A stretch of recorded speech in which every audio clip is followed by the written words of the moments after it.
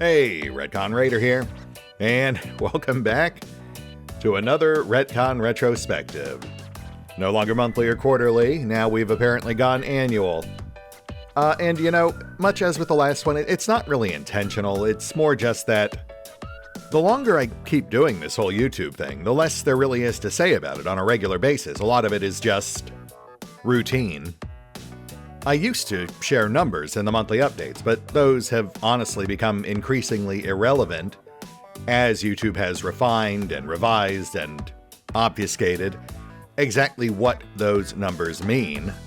Things like the pandemic and the shift to YouTube Shorts have just intrinsically changed the entire content creator landscape and really just sort of muddied the waters on what an individual engagement or view even is.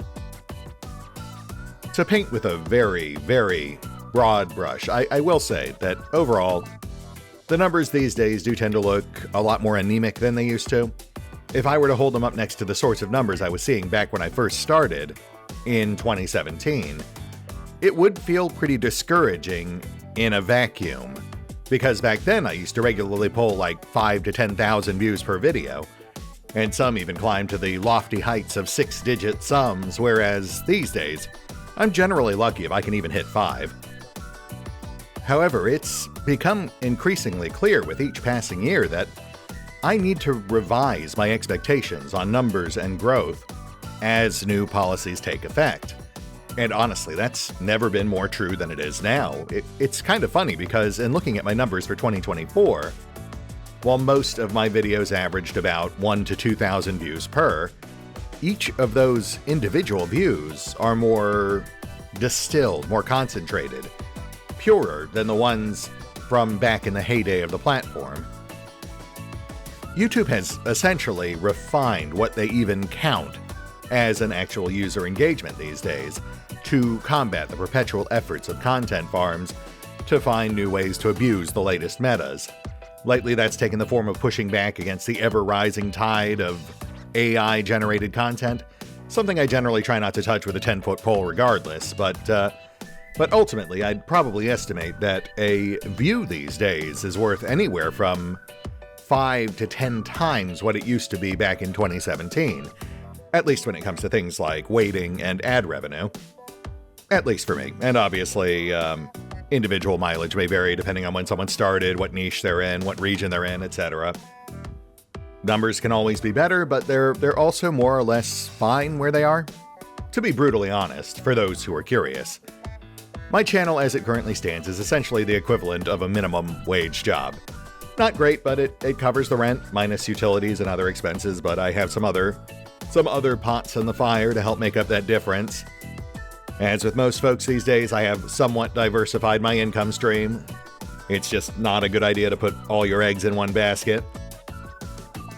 I'd certainly prefer if the channel did well enough to stand on its own, but at the same time, I'm grateful we've even gotten it to where it is. As it stands, I'm effectively in the top 3% of all YouTube channels, which means that, yeah, a lot of the modestly successful channels that you see out there are basically also minimum wage jobs. Is it sustainable long-term? I mean, honestly, who's to say? We live in strange times, and it's hard to even predict where YouTube will be a year from now, let alone 5 or 10. For now, though, you know, suffice to say, regardless of the numbers or relative weighting on individual views, I'm getting by, and I'm generally pretty content with where I am. As with many things, it could always be better, but it could also definitely be worse.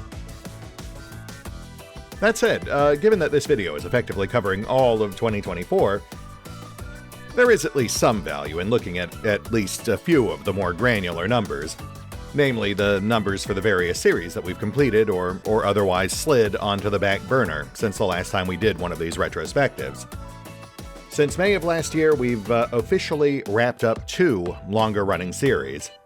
Scald Against the Black Priory, which ran for 31 episodes, and the Xenonauts 2 Early Access series, which ran for 52. We also hit notable milestones with Baldur's Gate 3, which we somewhat contentiously slid onto the back burner after hitting the end of Act 1, 65 episodes deep, And we finally hit the end of Act 2 in Rogue Trader, the largest single act in the game, 112 episodes deep. So the question is, what exactly can we take away from all that? Well, relatively speaking, I can say that Skald was easily the least successful of the four, while Xenonauts 2 was definitely the most. Using Rogue Trader as a baseline, which clocks in at a generally pretty steady 1,500 user engagements per episode. By the end, Skald was averaging about half those numbers, while Xenonauts 2 was consistently pulling about a third more. Skald is an interesting case because for the first half of the series, it was actually maintaining some halfway decent numbers. Not great, but about 1,000 views per, which is generally what I consider the threshold of sustainability in this day and age. In comparison, Rogue Trader generally sits about 50% above that, and Xenonauts 2 regularly doubled it. With Skald, though, the series took a very noticeable hit just as we came into Q1. Rogue Trader also took a bit of a hit around the same time, to the tune of about 100 views per episode, or roughly a 6% drop. But Skald got absolutely demolished, dropping anywhere from about 200 to 300 views per, which amounted to a solid quarter to a third of its average engagement. I will say, it's not unusual for numbers to drop across the board when going into a new year. Q1 is a notoriously slow time of year for most content creators, though there are some exceptions. Again, dependent on niche, region, viewer demographics, etc. It's a point where we're just coming off the holidays. Advertisers scale back their spending, a lot of viewers are going back to school or work.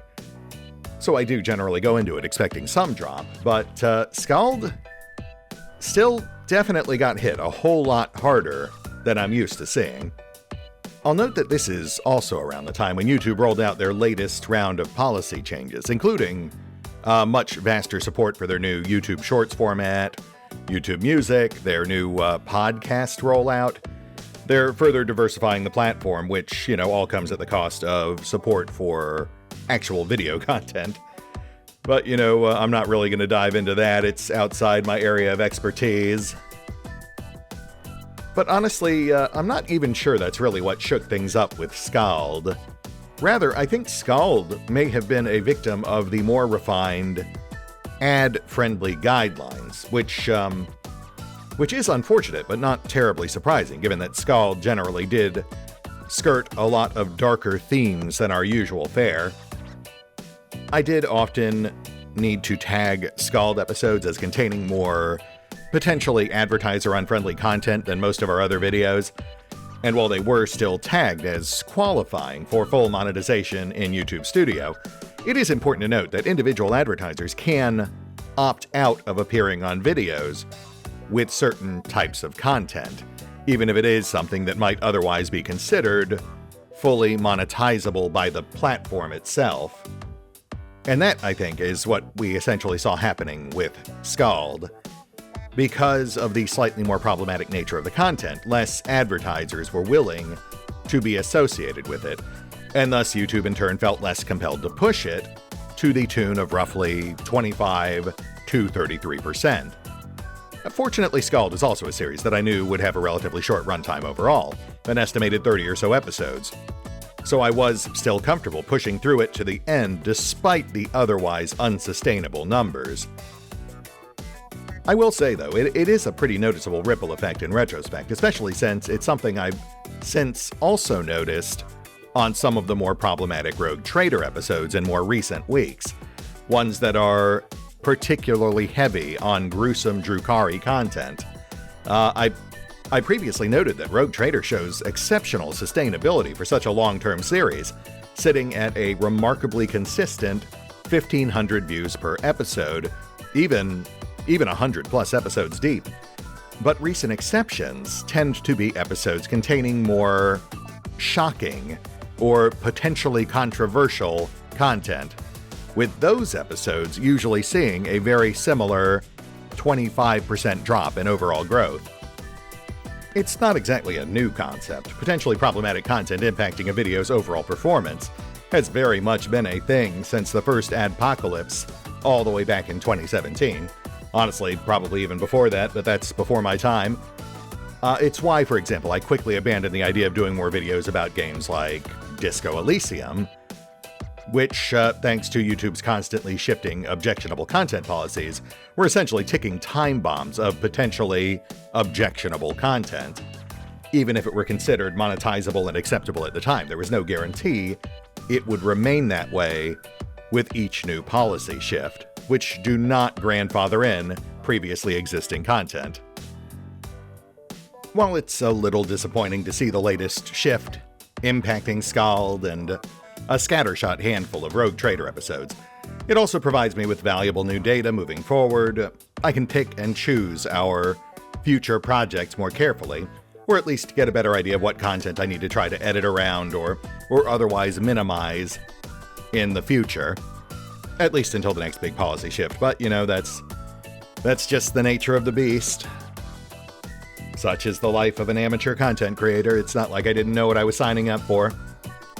Especially, I'm going on 8 years deep now? Honestly feels kind of surreal to say it, but I think our 8th year anniversary is end of April.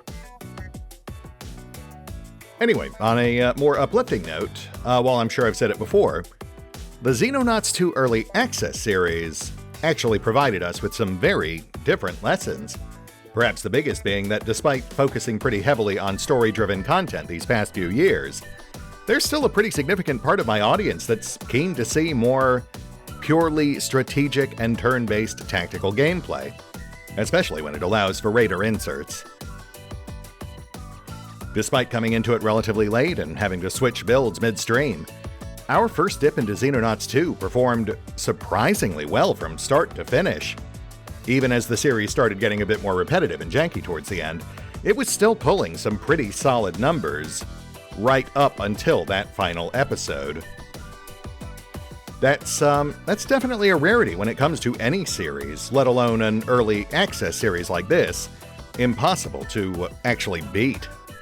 Well, I will admit, there is some temptation to keep that ball rolling and jump right into Milestone 5, which, although still unfinished, will apparently include the ability to complete the main campaign.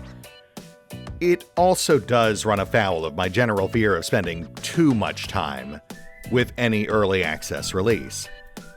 Would playing through Milestone 5 be different enough to stand apart from our previous time with Milestone 3 and 4, or our planned revisit at full launch? While I have no doubt that doing a second early access series would get some pretty decent numbers, I suppose the bigger question is whether the inevitable launch series, because I do have every intention to revisit the finished game on launch, end up suffering for it? Spending too much time with any game, especially an inherently unfinished one, is a recipe for fatigue for the viewers and content creator both. And of course, time spent with any early access project also comes with other opportunity costs as well, since the time spent on those 50-plus episodes means we're not getting 50-plus episodes of something else. That's time that could be spent exploring something new or finishing up one of our other older, unfinished projects, and just generally providing more variety for viewers who might be at risk of becoming fatigued with Xenonauts 2 in particular, or perhaps we're just never enamored with it in the first place. Which, I suppose, does also kind of loop Baldur's Gate 3 into the conversation, since that does have some general overlapping themes.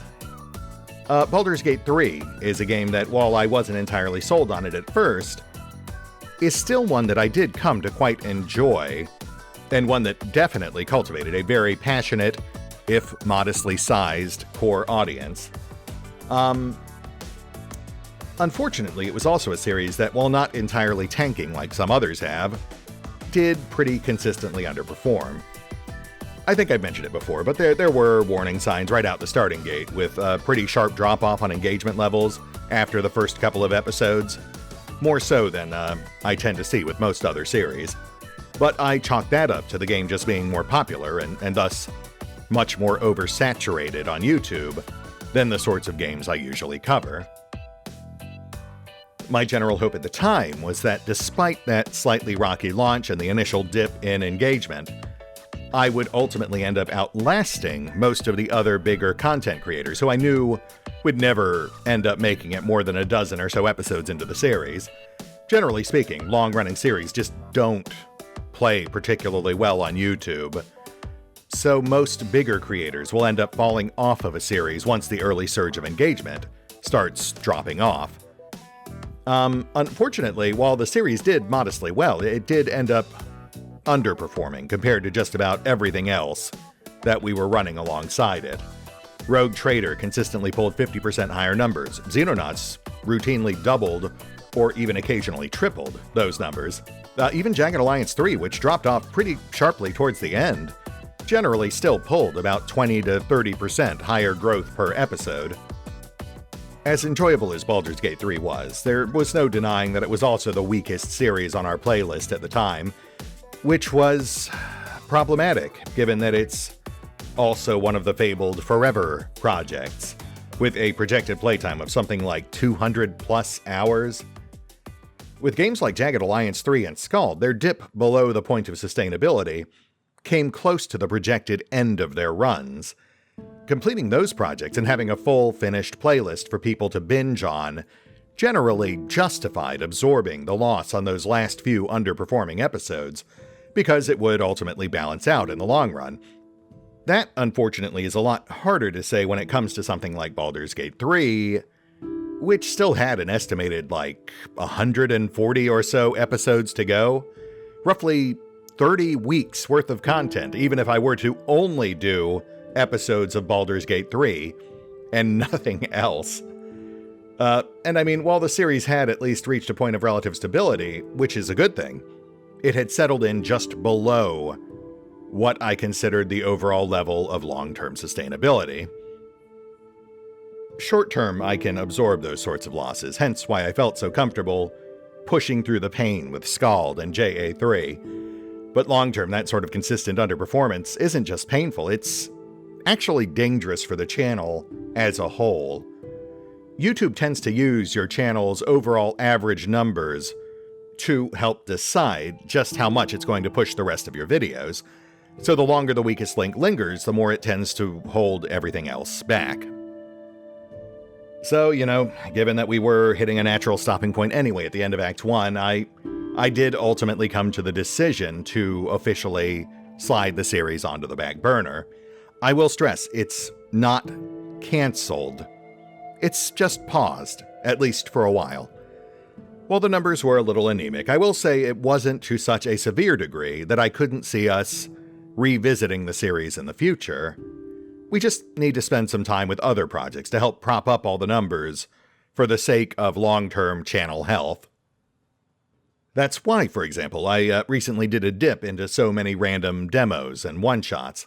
Aside from just showcasing various other games that have piqued my interest, those sorts of videos tend to outperform pretty much all of our long-running series, sometimes by a fairly significant degree. Our dip into Krieg's Front Tactics, for example, pulled roughly 12,000 views, about 8 times higher than our average Rogue Trader episode, and 6 times higher than Xenonauts 2.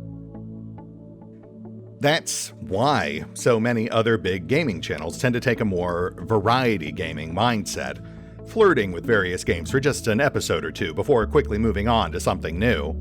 They want the big numbers from that initial surge of curiosity, but they have no interest in actually sticking around once those numbers start to drop off.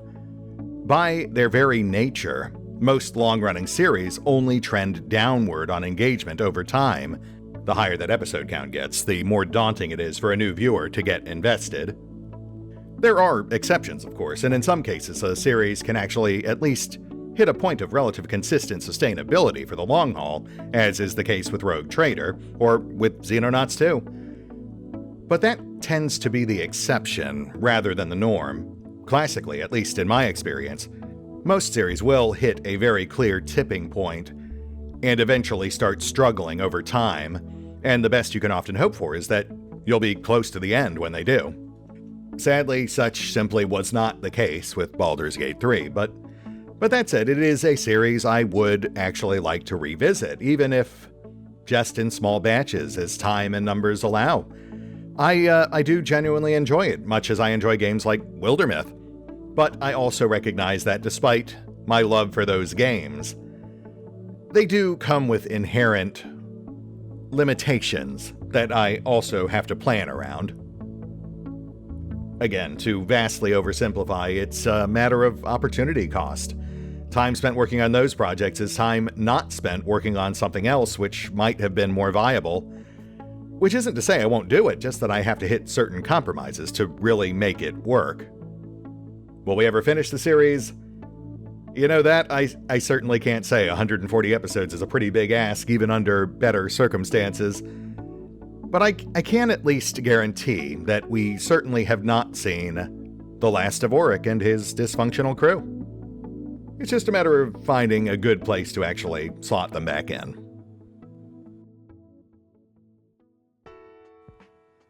Now, moving away from finished projects, obviously we've still got a fair few that are still actively in progress. Rogue Trader, for example, continues to hum along. We're actually coming up on the end of Act 3 in the near future, which I will say is a tad bit shocking considering how massive Act 2 was. And I've actually got it on pretty good authority that we're apparently entering the final third or so of the overarching campaign as a whole. Current, very rough estimate is something in the area of about 50 to 60 episodes left to go, plus that second expansion looming on the horizon, Lex Imperialis. So yeah, still a fair ways to go on that one, but I do think we're apt to wrap it up by year's end, possibly even as early as Q3. Especially since, as aforementioned, the series is still seeing some shockingly stable performance and demand despite being 100 plus episodes deep. So I'm not really anticipating any issues with seeing that one through. We've just got to keep chipping away at it. Outside of Rogue Trader, though, which is essentially our main tentpole series right now, things do get a mite bit fuzzier. We just wrapped up Scald, so I'm currently kind of leaning into trying to likewise wrap up some of our other shorter side projects. We just jumped back into Lord of Nothing, and I've got Palace of Ice on the shortlist as well. That one's a bit of a lower demand project, but the recent demo for Solasta 2 has finally kind of given me the kick in the pants I needed to finally get back to it. Beyond that, though, well, there's a bunch of prospective projects, but nothing I've been ready to commit to just yet. I do like the idea of finishing more of the other shorter unfinished projects in our queue, like Monarchs Under the Mountain, Stygian, maybe even Varnhold's Lot. But they're all admittedly lower demand. At this point, I'd probably classify all of them as vanity projects, but you know, I might still end up doing one or two of them anyway. I think they're all within a single-digit episode count of officially being over and done with. Well, unless I were to completely redo Stygian, I suppose. But even then, it's like a 20-episode series. While there's no denying that we do have some persistent demand for a return to games like Baldur's Gate 3, Wrath of the Righteous, or even Kingmaker, I would classify all three of those as forever projects, and I am hesitant to have more than one of those running at a time. Rogue Trader is our current forever project, though I might be willing to at least pick at a secondary forever series on the side, at least for a few episodes at a time. Maybe like a single episode a week, Sunday slot stuff. I mean, I would like to finish them all eventually, I don't want them to end up essentially taking over the channel, especially given that 3 of those 4 forever projects are all from the same developer. Again, I'm kind of adverse to the idea of putting all my eggs in one basket and essentially turning the channel into an Owlcat channel. Feels like a bad idea, just on basic principle. I love you, Owlcat, I've just got to do some other things too. So, to that end, I do find myself eyeing a lot of other decidedly shorter games on our prospective playlist. Games like Colony Ship, Tactical Breach Wizards, The Thaumaturge, and even Stygian, which, while they do have decidedly lower demand, are also generally much smaller commitments with estimated run times of just 20 or 30 episodes. Things we can realistically finish in just a couple of months, as opposed to a couple of years. Which also tends to make it a lot more palatable to just go ahead and power through them, even if they do underperform. It would also be nice to get more turn-based tactical games in the mix, since I've always liked the idea of having at least one purely TBT strategy game running at any given time to help balance out the story-driven CRPGs. Those do tend to take a bit more of a commitment, though, and they always run the risk of becoming overly repetitive, with most having estimated runtimes of anywhere from 50 to 100 episodes.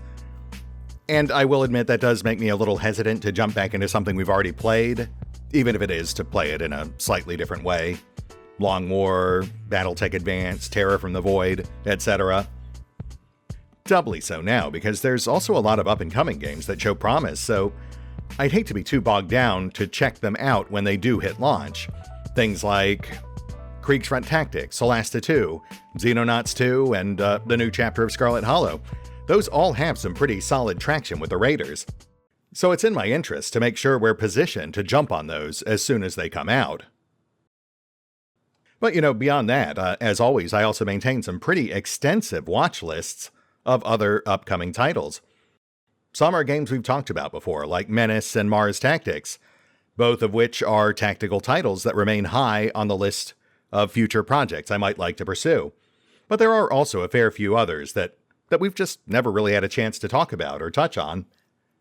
Which I suppose brings us to this month's Retcon Radar segment, where I can chatter about a few of the up-and-coming titles that I've currently got my eye on. And you know what? Looking at my bullet-pointed list here, we're going to start off a bit weird this time by tackling more of a category than a specific singular title. Today, I think we'll lead with the slow but steady trickle of disco-likes that have started making their way onto the market. Now, Disco Elysium itself was a fascinating, if very problematic for YouTube sort of game, polarizing in a lot of ways, but a title I've always appreciated for being truly unique, and for essentially encapsulating the very concept of committing to the bit.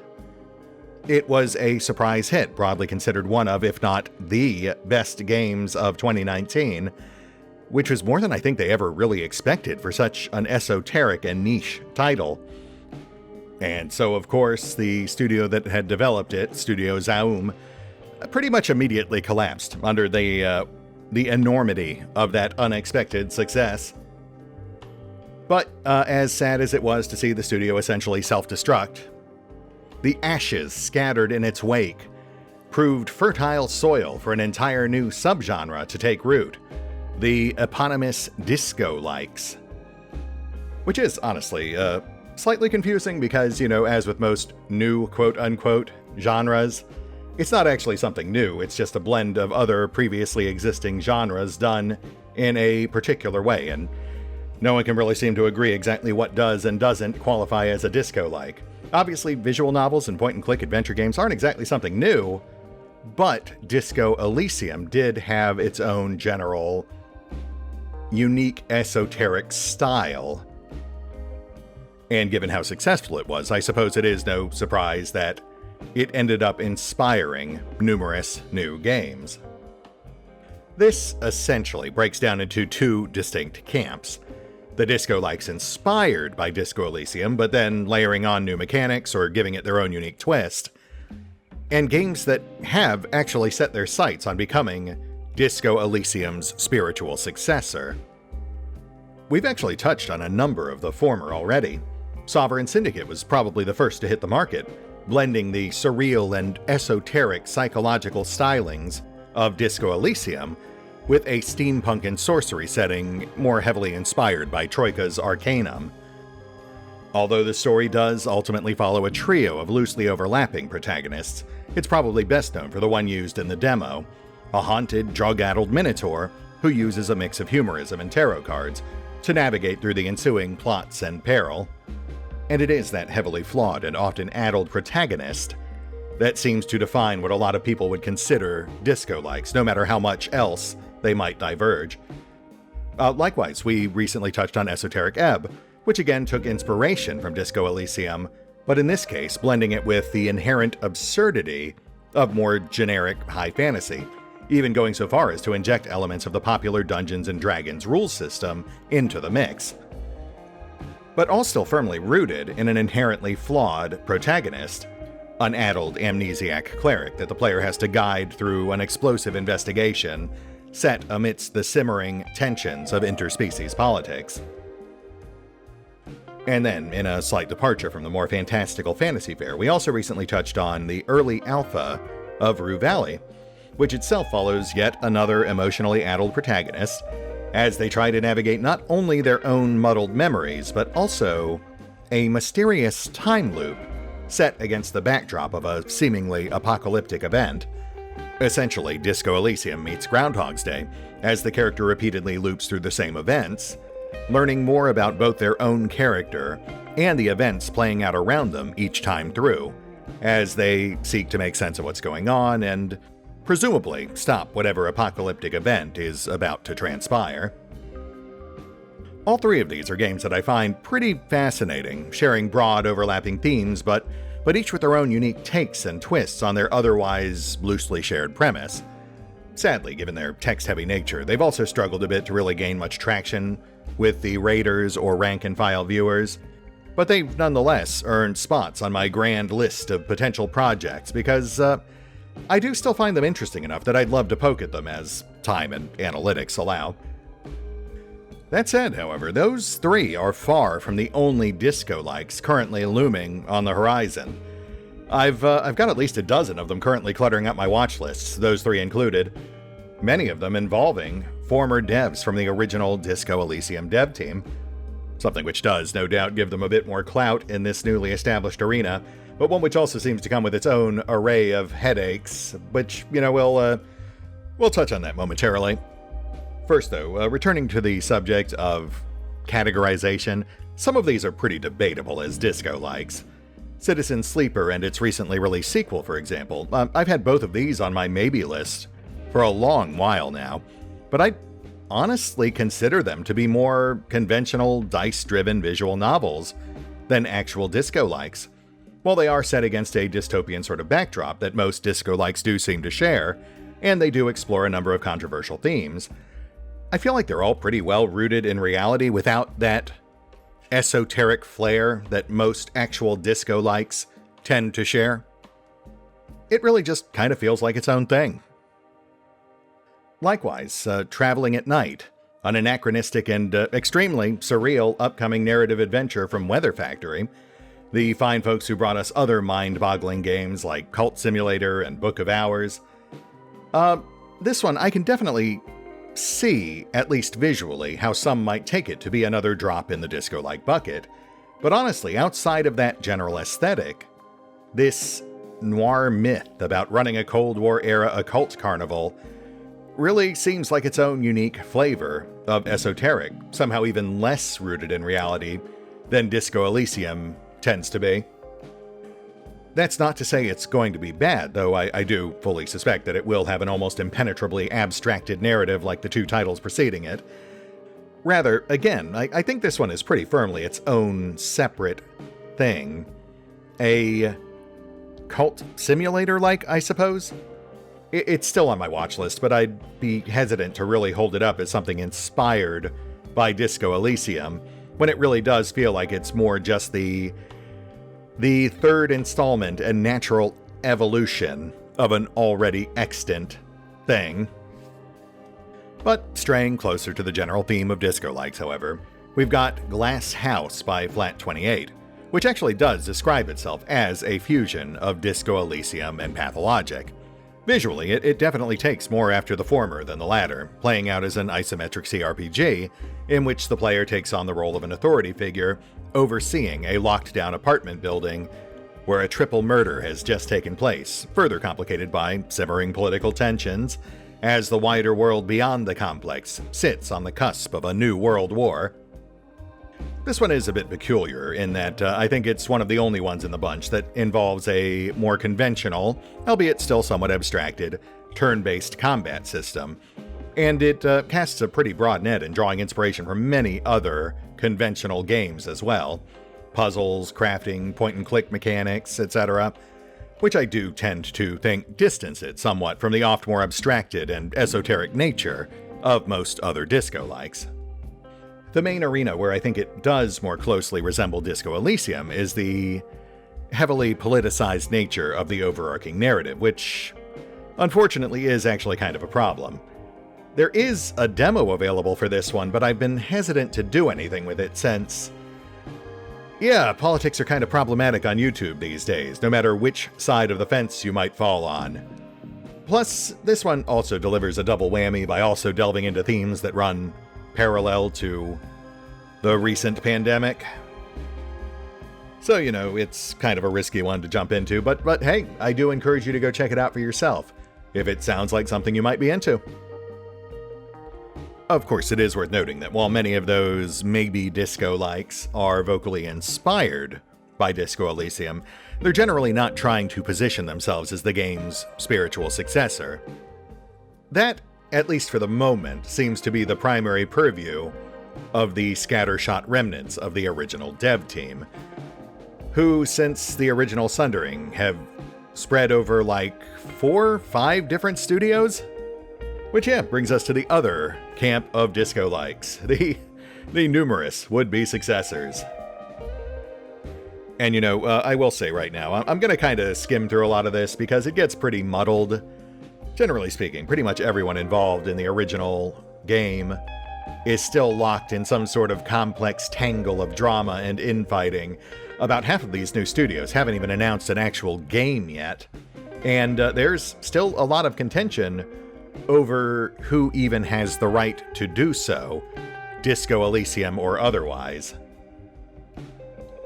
From a legal standpoint, the original studio, Studio Zaum, definitively has the legal rights to the actual IP, but despite that, they're actually the one I personally find myself the least interested in following. While they were apparently working on an actual Disco Elysium sequel, sans most of the creatives who had actually made the original, that has apparently since fallen by the wayside. Last I checked, they had officially canceled the project, fired pretty much everyone involved, and instead turned their focus towards making a simplified vertical scrolling mobile port of the original game, inexplicably aimed at TikTok users? So yeah, definitely not something on my radar, but there are plenty of other folks surrounding the whole fiasco who still are, at least tentatively speaking. Though in pretty much every single one of those cases, their exact status and what they might actually be working on is might bit murky at best. Summer Eternal, for example, was one of the first of the new Splinter studios to spring up and easily the angriest. But they've since fallen silent after apparently running straight into any number of legal entanglements right out of the starting gate. In fact, I'm not even sure they're still in business because their last few posts were not optimistic. Which in turn might be related to Longdew, another studio currently working on a game called Hopetown that definitely leans pretty hard on the whole Disco Elysium aesthetic, right down to hiring the same narrator even. Hopetown is very much trying to position itself as the spiritual successor to Disco Elysium, and although still clearly in a very conceptual stage, there does seem to be some genuine talent associated with it, which you can actually read about over on their Kickstarter page. The very general gist of the game is that the player will take on the role of a slightly addled journalist, come to investigate a town after a mining disaster only to find themselves mired in growing political turmoil, while also trying to navigate the complications of their own troubled and possibly temporarily untethered mind, all of course set against your stereotypical disco-like dystopian backdrop. It's a game that, at least on paper, does sound pretty interesting, and one that I do want to find out more about. Like I said, it does seem to have some genuine talent involved. But I would also be lying if I said I was entirely comfortable with some of the events that seem to be dogging its development. Which, on a somewhat similar note, brings us to Dark Math Games, also founded by former Disco Elysium devs, who have announced their own spiritual successor in the form of XXX Night Shift. This one leans more into the whole investigative side of things, but definitely flirts pretty hard with the surrealist and dystopian political themes of Disco Elysium. It puts the player in the shoes of a patrolman in Alaska, trying to investigate a crime at an off-season ski resort, only to find themselves stranded in an increasingly surreal, hedonistic landscape of political intrigue and people that don't or shouldn't technically exist. Although positioning itself as a true detective CRPG, it also leans pretty heavily into the more esoteric side of things as well, with the player using chemical substances and what seem to be borderline magical mind powers to help draw connections between clues. Again, a game that, at least on paper, does sound like it could be pretty interesting, but one which may or may not ever actually end up seeing the light of day, despite getting farther than most. Although generally keeping a lower profile than Summer Eternal, the latest word does seem to be that Dark Math has run afoul of the same web of legal entanglements surrounding Longdew and what's left of the original Studio Zaum. And meanwhile, in the midst of all this, the original mastermind himself, Robert Kurbitz, apparently teamed up with Alexander Rostov to found Red Info Limited shortly after Kurbitz's original ouster from Studio Zaum back in 2022. I paid particular attention to him for obvious reasons, but in stark contrast to pretty much all the other Splinter studios, Red Info has actually remained shockingly silent, though perhaps for good reason, given the muck the rest of his former co-workers have found themselves mired in. About all we know thus far is that the studio intends to work on a psychogeographic RPG, the same terminology they used for Disco Elysium, and have apparently trademarked the name Corinthians. Not a lot to go on, but given the lead creative involved, it's not hard to imagine they're also positioning themselves to produce a similarly self-described spiritual successor. Though in this case, given the lead creative involved, they'd probably be the ones most uniquely suited to actually do so. Anyway, I guess that's just a whole lot of words to essentially say that I've got like a dozen of these disco-likes, or at least hypothetical disco-likes, some of which may or may not ever end up actually existing, on my radar. Complex legal and moral entanglements aside, I genuinely do find a lot of the pitches, at least, to be pretty intriguing, and thus they're all games that I would be curious to find out more about as it becomes available. Though, circling back to the very beginning of this segment, I suppose the sad reality is that, as aforementioned, even with the safer of these titles, the ones simply inspired by rather than spiritually succeeding, they do tend to be a pretty tough sell to both the raiders and rank and file viewers alike. I have a deep-rooted love for story-driven games, but outside of a rare few exceptions like Scarlet Hollow, the really text-driven stuff does tend to have a hard time gaining significant traction on YouTube. The lack of more overt action tends to work to their detriment, since I do think that's what tends to help balance out otherwise text-heavy games like Rogue Trader and Wrath of the Righteous, both of which do tend to have a much easier time maintaining a sustainable audience. That's not to say that I'll never end up covering these games. In fact, this whole segment is basically intended to show that I am, in fact, keeping tabs on pretty much all of them. But at the same time, I suppose I also need to acknowledge how unrealistic it might be to ever do more than a brief dip into a demo if and when they become available, much as we did with Sovereign Syndicate, Rue Valley, and Esoteric Ebb. But, then again, who knows? The Raiders have certainly surprised me before, so it is entirely possible they'll end up doing it again. While I am currently committed to seeing our current slate of more conventional strategy and CRPG fare through, I'll continue lobbing the occasional oddball esoteric into the mix. You never know what might actually end up taking root. But that said, I suppose I've rambled about the 4,000 flavors of Disco Elysium more than enough, so I suppose we should round things out with at least a few more conventional picks from my current high-priority watch list. Well, sort of, because I can already see that the next game I've got bullet-pointed is actually Dispatch from Ad Hoc Studios.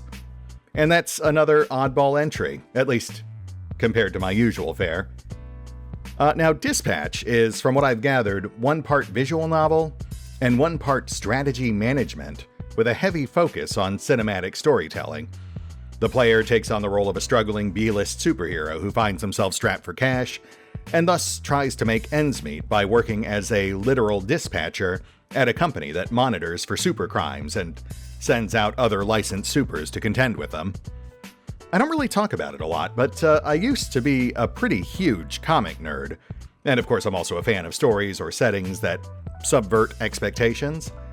As such, I suppose it's no real surprise that I've got a bit of a soft spot when it comes to stories that just kind of embrace the absurdity of how a world with superhumans, let alone costumed superhumans, would even work.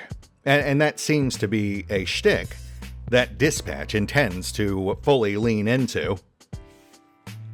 From a gameplay standpoint, every character on the roster has their own unique strengths, weaknesses, and problematic personality traits. So the strategy side of things comes into trying to juggle these various flawed heroes in a way that compensates for their various shortcomings so they can still get the job done out in the field. Meanwhile, the player also has to navigate office politics and their own increasingly complicated personal life as they try to find some way to fix up their own supersuit and get themselves back out in the field.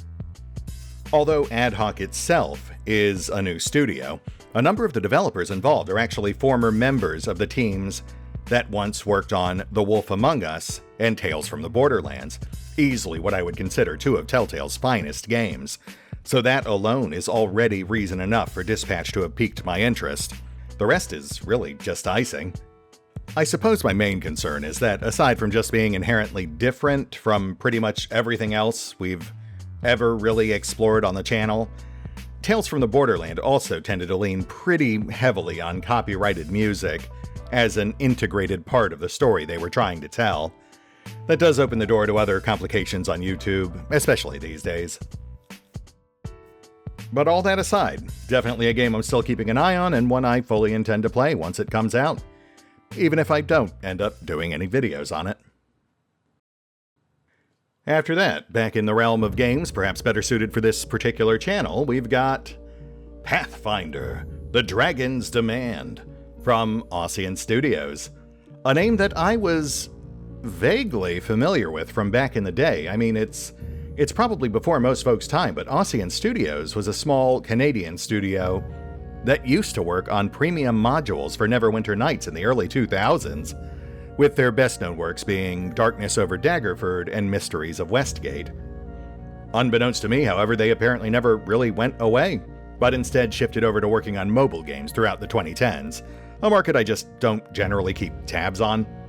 But apparently they've once again entered the realms of clunky desktop devices, and right back onto my radar with The Dragon's Demand, their first foray into the world of Pathfinder, complete with a modestly successful Kickstarter campaign, which raised about 600,000 Canadian back in October of last year. I mean, obviously, with that kind of modest budget, and given their history of primarily working on premium modules, it's pretty clear that Ossian is not trying to make anything nearly as sprawling or ambitious as Owlcat's offerings, but are instead focused on offering up a more tactically focused recreation of the tabletop experience, albeit reimagined as a single-player CRPG. Characters are portrayed as multi-pose miniatures. Dice visibly bounce across the battlefield when resolving an action, and much like with Solasta, particular focus is being paid to a number of the more granular rules you wouldn't really see come into play in a more story-focused campaign, like Kingmaker or Wrath of the Righteous.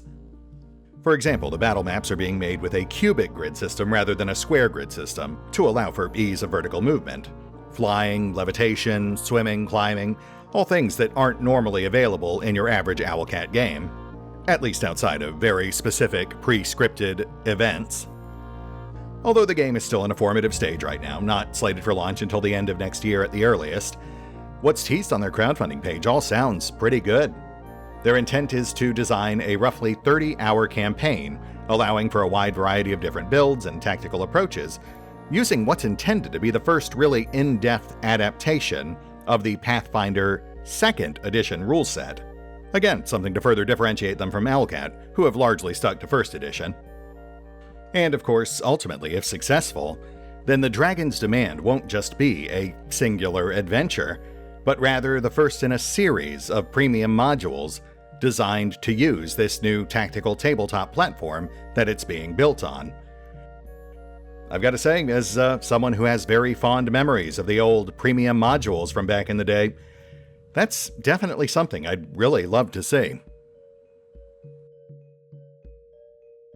Next up, we've got another odd one, though one that's at least not entirely new to the channel.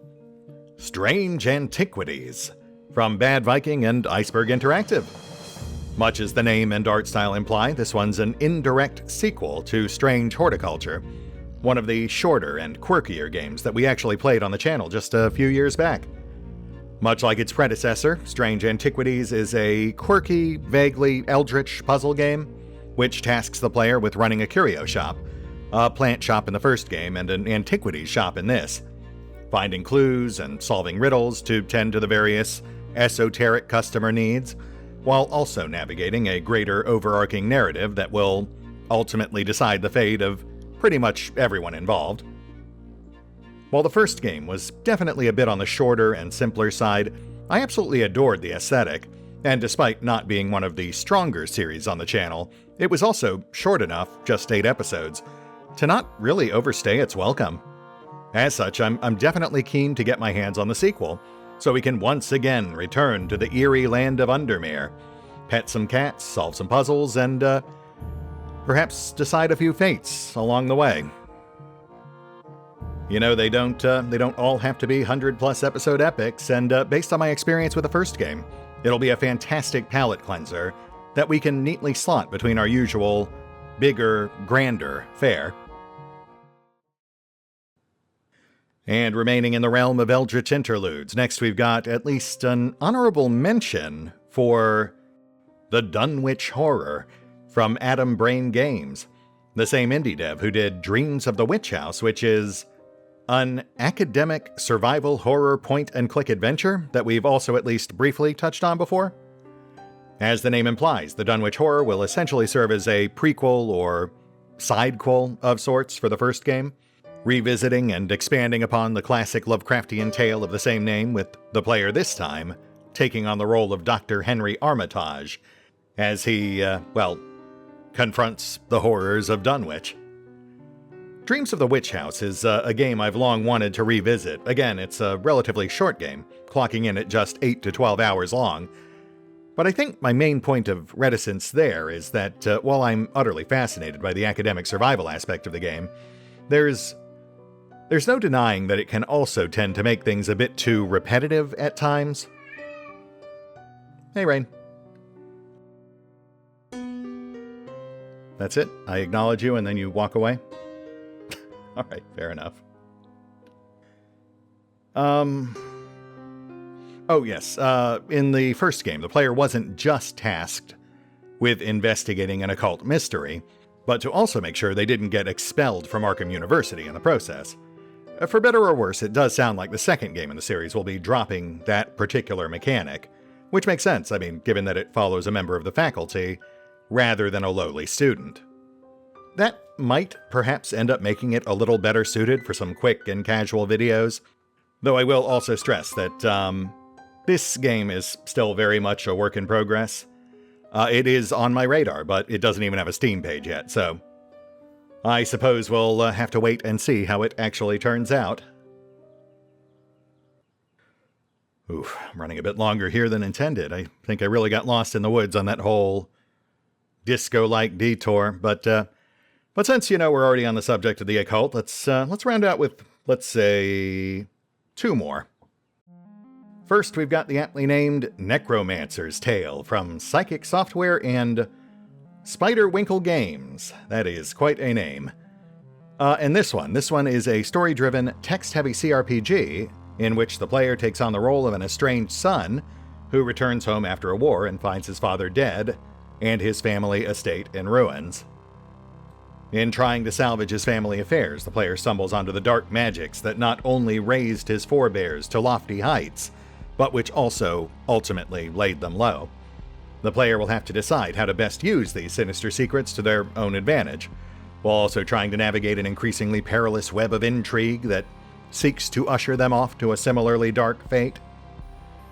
There is a demo available on this one, And while I do think it shows promise, I'll also admit that I've bounced back and forth on whether I want to actually do anything with it. I do think it's a very intriguing premise, and I did more or less enjoy my time with the demo, but I'll also say it's a very slow boil story. Hey, Rain. Bye, Oh, hi. Yes, hello. Hello, sweetheart. There. Now you're on my lap. Are you happy? Nope. Okay, well, bye again. Necromancer's Tale, yes. It's a very slow boil story to explore. There is tactical turn-based combat, and you do eventually get to raise undead and battle bandits, cultists, or even terrified townsfolk if you decide to take things in that direction. But it takes a lot of drawn-out setup to actually get there.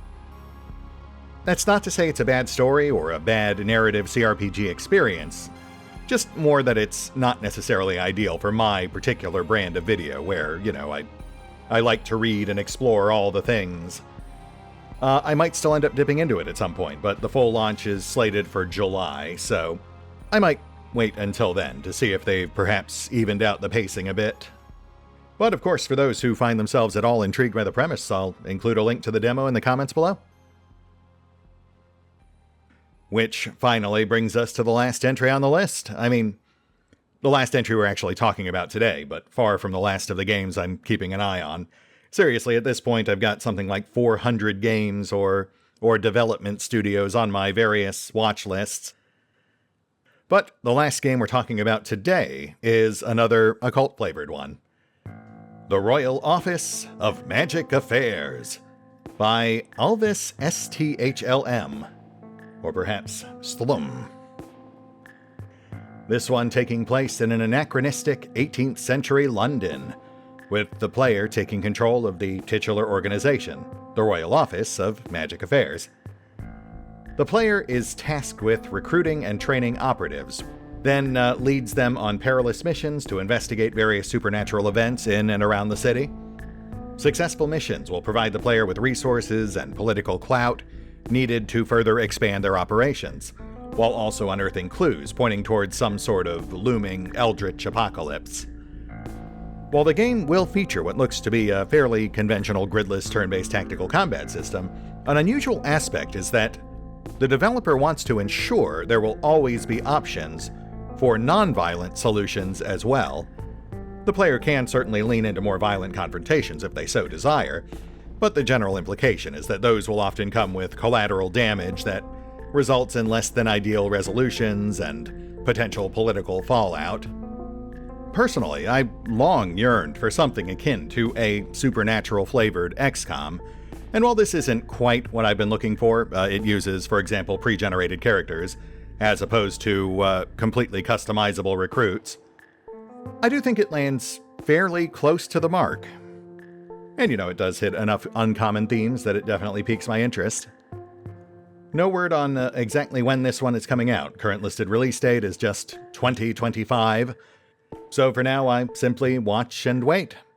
Which is just as well, I suppose. Our plate's already pretty full, as is. And with that, which I believe was our 10th title, but I kind of lost track, we officially bring this particular installment of the Retcon Raider to a close, and officially start wrapping up this now pseudo-annual retrospective. As always, we'll close things out with me giving my heartfelt thanks to all the fine folks who have helped keep this channel going over the years, raiders or otherwise.